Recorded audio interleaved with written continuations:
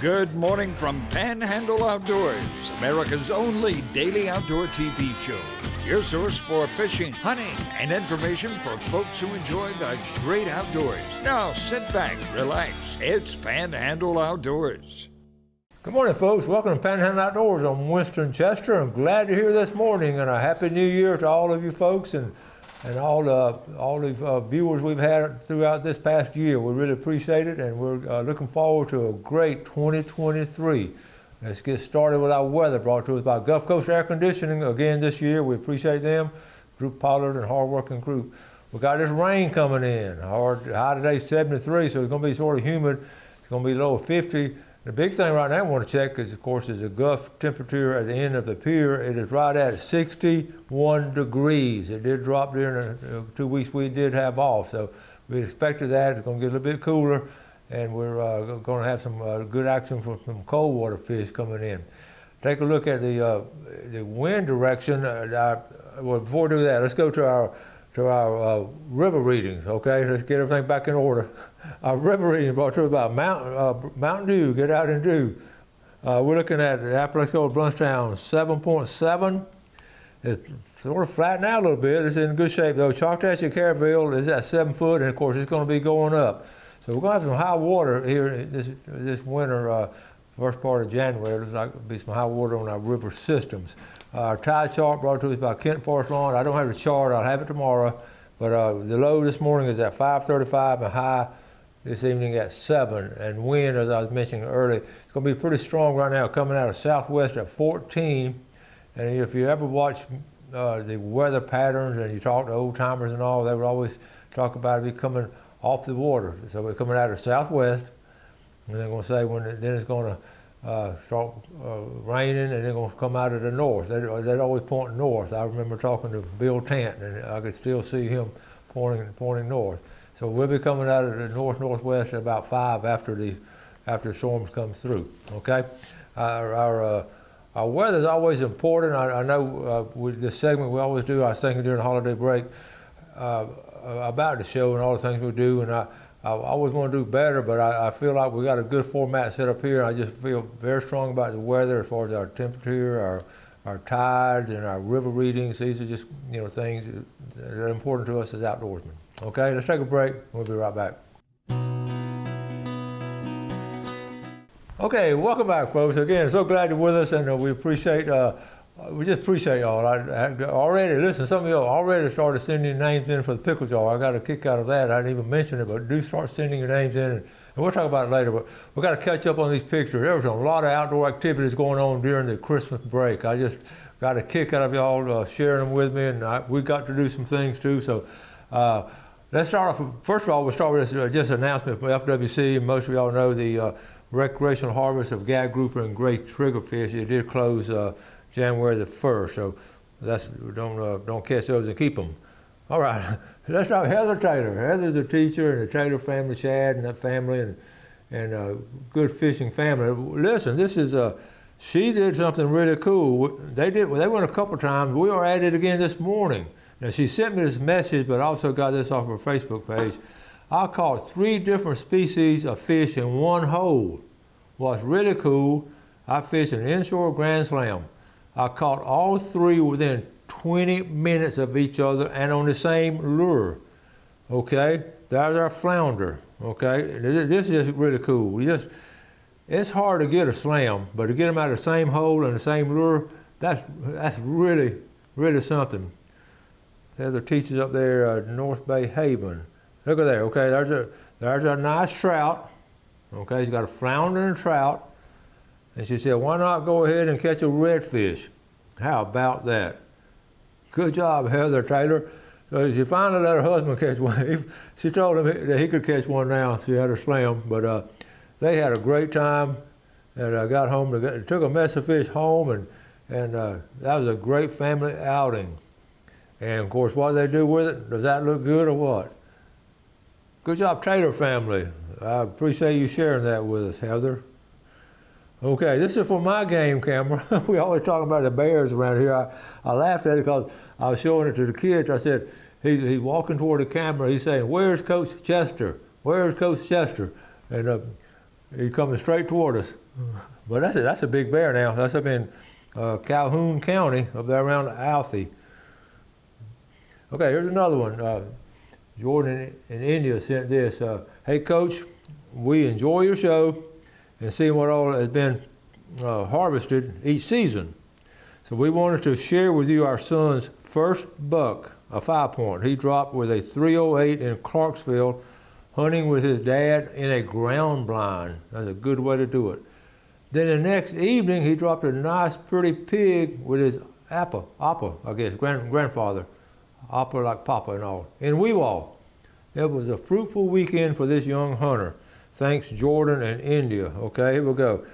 Here's that 5-point he got. All right, look at there, the big old smile. And then about the next day, get a pig. So he's providing food for his family at a young age. Good job there. I got a kick out of that one.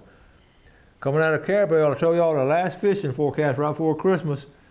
Coming out of Carabel River, a nice mess of sheephead. You want to catch them on fiddler crabs if you can. And it's a good eating. Sort of hard to clean, but good eating. Okay, Chastity Calhoun sent this to me. My 8-year-old nephew, first buck, killed in Weewall. His name's Landon Calhoun. Chastity, thank you for sending that picture. Right there posing in the back of a pickup truck. All right, Chastity, and then here we go, Landon. Good job shooting down that shooting lane down there. There's the blind on the other end. Good job. My old hunt buddy, Alan Shepard, who turned into a heck of a catfish. I always catfish, but he's going after a trophy catfish the last several years. He caught this in 2019. His resolution goal this year is to break that record. That was an 82-pound blue cat, and he and I have talked over the holidays, and I'm going to get him to come on the show and talk about how he catches these huge catfish. I mean, he's good at it. Good job, Alan. Oh, just a reminder, hey Coach, I hope you're doing well. I saw Ken Paramore on your show. We were talking about the turkey calendars for the guns and wanted to find out where to get them. Okay, remember, go ahead and call. This from Slim Tiller. Go ahead and call Ken Paramore and get those. He has a few of those calendars left, but go ahead and get them now and see what you can do. Okay, here's another first year, and this is Steve Rogers. Okay, Sandhill Sticks. Happy New Year, Coach. I just had to share this. My grandson, Jarrett Rogers, sat with me hunting Saturday and got his first deer. After a couple of minutes getting him settled down and focused, he was able to take the shot. Needless to say, he was very excited, as was a very proud granddad. He's only 7, but thinks he's a veteran hunter. The one photo is of him. The second is what one of my game cameras caught as we admired his prize. So here we go. Okay, here we go right here. I know he's 7 years old.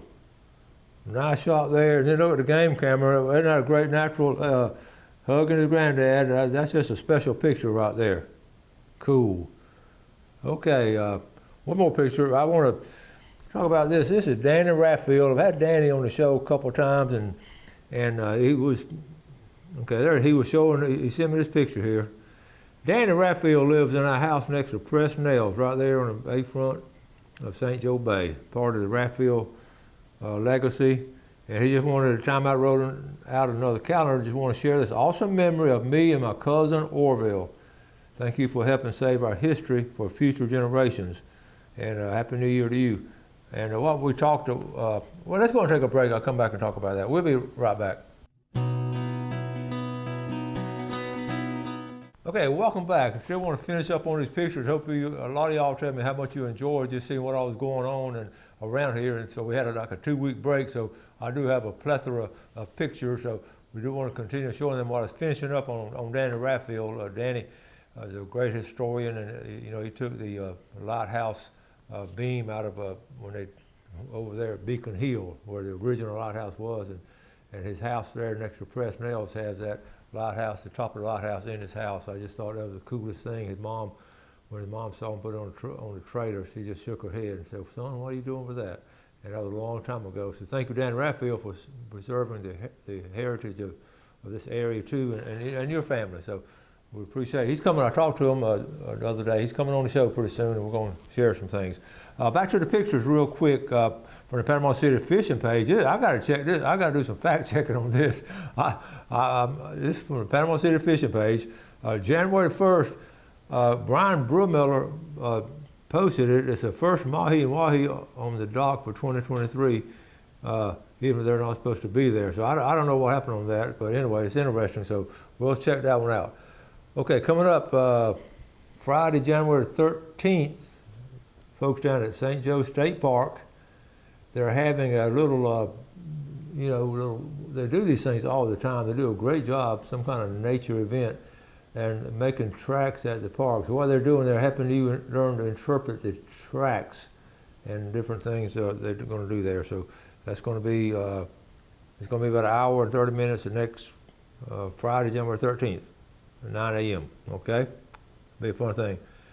They're closing Blue Crabs. What they do on this, we're the green area, of course, and they're going to close it January 5 through the 14th. It's closed. It's closing up tomorrow, and it's going to be.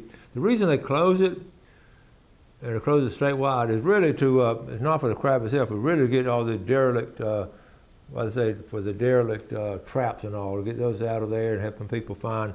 The lost ones that are abandoned, they do a good job helping to remove all those. So if you see any blue crab traps, try to get them out of there unless they're, of course, marked. So it's a good time to get everything out and start back over next week after. How about another bear picture? Okay. This is Ansel Levy. Cousin caught this on his trail camera in the Chipola River Valley. And don't he look healthy? And over here, he's looking around trying to get into something. Now, he looks big. Now, that's a big bear. Thank you, Ansel, for sending that to us. You know how cold it got. And we got this. Kenny sent this. Hey, Coach Chester, my fish frying pan froze at 11 p.m. on December 22nd. And it's still frozen. It's like 3 or 4 days later. As you know, it stayed frozen outside for a good while. But that's got to thaw up so Kenny can cook them some more fish there. Chris Morris sent this. This is just a good time of the year, these cool nights. And little things like this we don't do enough of, we don't talk enough of. Just get a fire going and do hot dogs and then do s'mores. And also, I've added this one because a lot of times when a fire dies down, you have the embers and all, really a better time than with the flame. I like doing it this way better. And it's still intense heat, but it's just a fun thing to do.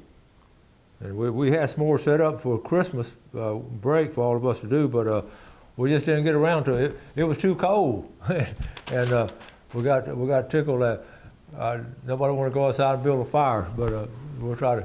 We still got a s'mores stuff with us. Okay, one thing don't forget, as I mentioned earlier, look at that pickle jar, completely empty. I do want to show you. I want to show you a couple of things. All these, I've thrown away all these in here. All these were the winners from last year. Okay, see all these people won last year. I put them in, every time you win, I put you in here. So we had a bunch of winners last year, but we want you to go ahead and start sending them in and try to. You can email me or message me. Or you can call and leave a message. A lot of times you call and I'm driving. I might have better write it down. So just be aware that we're going to be drawing this week, and you got a good chance if you don't get your names in. So that's funny, some of y'all very loyal. You got them in over Christmas break. How you thought about it, I don't know. I do want to mention this right here. This is sad. You know, I often talk about this. This Calhoun Liberty Journal, and I've read it many years. I've always believed in let's go that way better. I've always believed in local news and all. It comes out weekly. And I was looking through it the other day, and this is sad. I want to just read this to you. This article right here. I know you can't read it, but I'm going to read it real quick. This is our final print issue of the Calhoun Liberty Journal, and they're going to talk about the print paper, the printers are going out of business all across America, and we've seen it here with the Panama City News Herald. I've always been a strong advocate of journalism, and especially local news. And it's very sad to me that started out with the News Herald. They ended up not even doing a paper on Saturday. And for the first time, we finally canceled our subscription because we didn't have any local news, and that's what it's all about. So, but for those local papers that are still going on, I know there's St. Joe papers going on up here in Holmes County or Chipley. They still have a weekly paper. Support your newspaper, and that's the only way. There's so many interesting personal stories that we'll never see anymore. Now, I know they're going to go digital, but a lot of folks of this area won't jump into it. I know the younger generation will. But the news itself is not on print, but it's still, I admire the papers that are still doing it, and I still think that if somebody could get a weekly paper, I know Todd Neves have taken over some of these papers and putting out some, still supporting them financially. So it's up to us as consumers and all to do that kind of stuff. I just want to mention it to you because they always had good outdoor stuff. They covered a lot of outdoor stuff going on, a lot of local high school, and I hate to see that. There were good folks up there. I know the family's been in it a long time, and anyway, just wanted to mention that to you. Let's take our final break. We'll be right back.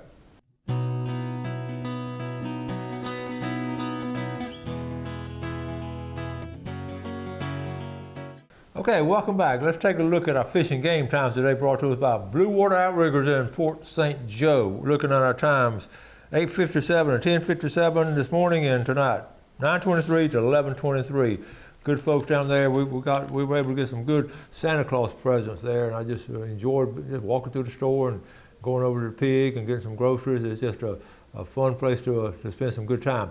Also, if you sent some pictures in or something, and I didn't show them this morning, I'll send them back again because it was hectic that time trying to get everything together. But I appreciate all the feedback we got. And as you know, the new year starts. We all wanted. To me, I always enjoy making resolutions.